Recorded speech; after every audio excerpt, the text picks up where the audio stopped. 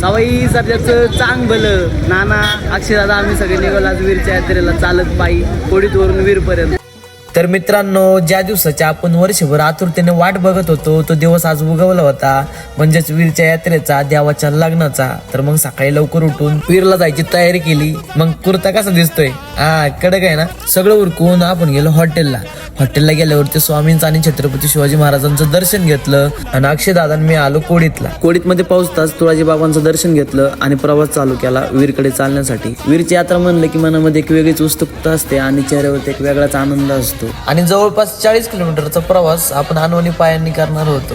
दरवर्षीप्रमाणे ह्या वर्षी लाखो भाविक देवाच्या लग्नासाठी वीरला निघाले होते. चालायला थोडं बळ यावं म्हणून आपण घेतलं एनर्जी ड्रिंक.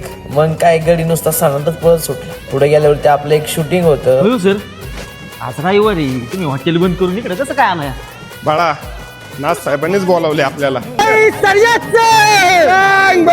पुढे गेल्यावरती शौर्यवाड्याचे मालक नानांची भेट झाली. नाना पहिल्यांदाच वीरला चालत आले, त्यामुळे लय खुश होते. आणि आता काहीच अंतरावरती वीर राहिल्यामुळं आपल्या चेहऱ्यावरती स्माइल आली होती. दिवसभर प्रवास करून पायी चालत येऊन आम्ही वीर मध्ये पोहोचलो. आणि वीर मधलं एवढं प्रसन्न वातावरण बघून दिवसभर पायी चालत आल्याला अंगातला सगळा आळस निघून गेला. मित्रांनो, तुम्ही पण वीरला देवाच्या लग्नाला आला होता का? कमेंट करून नक्की सांगा.